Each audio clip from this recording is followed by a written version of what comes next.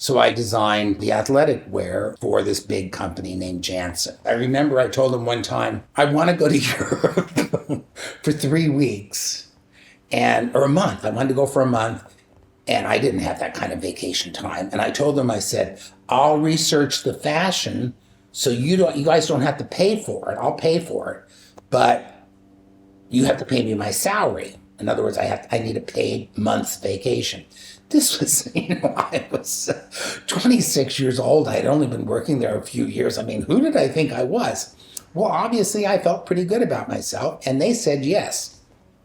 So I bought a ticket on the Queen Elizabeth QE2, which is a big ocean liner. And this was 50 years ago.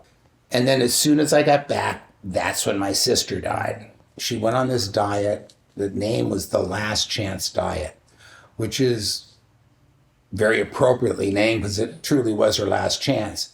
And all the potassium washed out of her system, and so her heart wouldn't work. So I decided if I was going to be a designer, I'd have to do it pretty quick because I could see, I may not have much time. My sister died at 32. Who knows when I would go?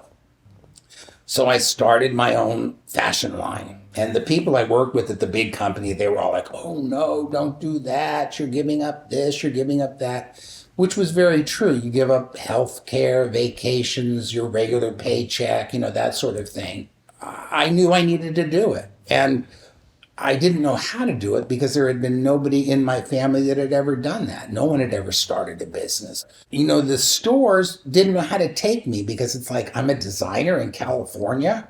One day I was driving down the Sunset Strip. They had these fabulous big billboards on Sunset Strip that are advertising the latest album or the latest movie. Everything was big. And I thought to myself, I need a billboard. I called the billboard companies and they said, oh, no, those billboards on Sunset are premium and people have long-term contracts on it, like Atlantic Records or Warner Brothers. Well, 3 days later, I get a call from the billboard company saying that Anne Margaret, who was a big star. She had been in movies with Elvis Presley, and she was at, I think, the Sands. And the Sands had a billboard at the corner of Sunset and Doheny, which is right on the Sunset Strip. I mean, primo location.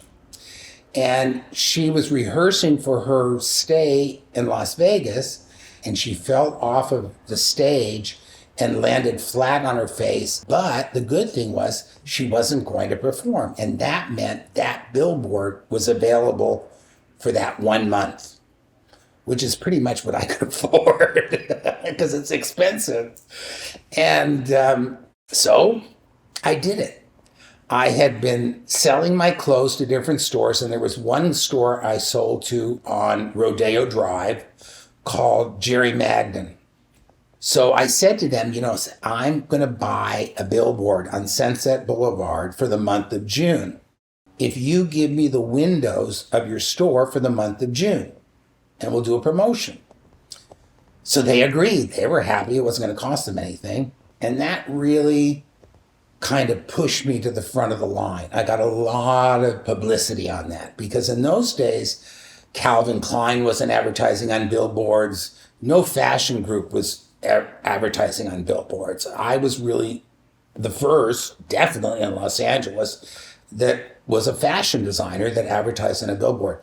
So I got all kinds of publicity and interviews on the CBS and ABC and the newspapers, and everybody was interested, like, who is this person?